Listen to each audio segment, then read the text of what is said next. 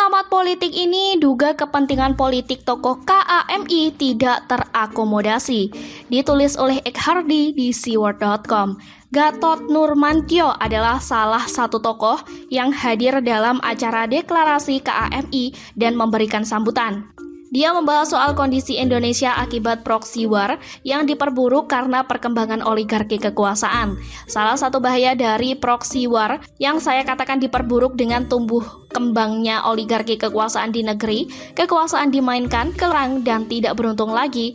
Mereka melakukan dengan topeng konstitusi. Apakah benar ini terjadi pada negeri kita? Biar rakyat yang menjawab, kata Gatot. Nah, lantas ada seorang pengamat politik yang memberikan tanggapan mengenai pernyataan Gatot. Pernyataan Gatot soal oligarki kekuasaan ini dinilai akibat kepentingan politik mantan Panglima TNI ini tak terakomodasi. Ada bayang-bayang kegagalan Nyapres di balik kritik Gatot tersebut.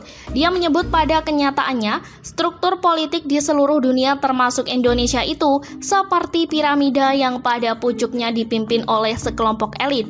Dia menyebut Gatot Nurmantio sendiri juga sebagai elit itu sendiri. Pengamat ini menilai ada maksud dan tujuan politik lain di balik pernyataan Gatot Nurmantio soal oligarki saat deklarasi KAMI. Dia menduga memang selama ini kepentingan politik tokoh-tokoh di KAMI termasuk Gatot tidak terakomodasi. Nah, sampai di sini sudah paham belum? Lihat saja nama-nama tokoh yang masuk dalam lingkaran KAMI. Track recordnya mudah dicari. Mereka ini bisa dikatakan semacam orang-orang yang tidak terpakai oleh pemerintah atau bahasa kasarnya orang buangan. Atau menurut istilah netizen, barisan sakit hati. Setuju sekali dengan yang dikatakan pengamat ini. Mereka ini memiliki kepentingan politik tapi tidak terakomodasi. Mungkin inilah yang bikin mereka minimal sakit hati dan membentuk kelompok sendiri. Pengamat ini juga menyinggung kegagalan Gatot Nurmantio maju pada Pilpres 2019. Memang Gatot sempat digadang-gadang maju di Pilpres tapi cuma panas di awal. Pak Gatot misal dulu diwacanakan atau kabarnya diwacanakan sebagai capres. Mau maju capres tapi tidak jadi maju atau tidak bisa maju. Pengalaman itu yang membuat Pak Gatot mengatakan ada oligarki yang halangi beliau maju capres di tahun 2019, kata pengamat ini. Soal Pilpres ini bukan hanya Gatot saja sempat masuk bursa, Din Syamsuddin sendiri juga pernah merasakan kok. Din juga sempat digadang-gadang menjadi calon wakil presiden bersama Jokowi. Dia mengaku bersedia jika diminta menjadi calon wakil Jokowi. Saya mendengar nama saya disebut-sebut baik oleh kelompok tertentu maupun partai politik. Pada hemat saya, tentu saya menyikapi dengan penuh rasa syukur. Manusiawi kalau saya tersanjung karena mendapat kehormatan dan penghormatan, kata Din. Ini namanya keinginan yang sangat tanpa basa-basi. Kepedean. Hanya dengan modal merasa memiliki banyak pengalaman dalam memimpin lembaga dan organisasi tingkat nasional, lantas dia merasa sudah pantas menjadi cawapres. Tapi kenyataan berbicara lain, malah Ma'ruf Amin yang menjadi wapres. Apakah ini adalah awal dari kekecewaan yang berujung pada sakit hati? Mungkinkah ini salah satu alasan membentuk koalisi KAMI? Silahkan ambil kesimpulan sendiri.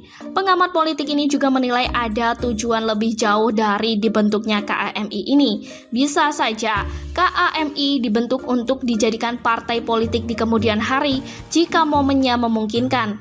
Saya sudah pernah mengatakan ini, tak mungkin KAMI berdiri hanya karena jargon gerakan moral ingin selamatkan bangsa ini. Pasti ada tujuan lain di baliknya, tapi menggunakan rakyat dan alasan selamatkan negara sebagai pondasi. Kalau memang benar, suatu hari KAMI jadi partai politik, maka semuanya terbukti benar. Mereka berambisi meraih sesuatu tapi selama ini tidak terakomodasi atau tersingkirkan.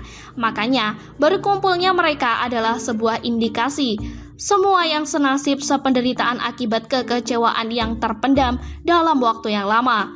Berkumpul dalam satu tujuan dan misi seperti yang dikatakan. Lihat saja track record mereka yang tergabung dalam KAMI. Memang ada baiknya mereka langsung dirikan partai politik saja.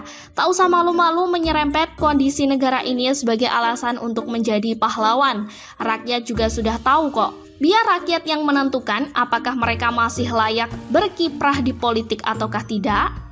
Sekian dulu berita hari ini, jangan lupa di like, komen, dan subscribe agar Anda tidak ketinggalan informasi menarik dan terupdate lainnya dari channel Daily News.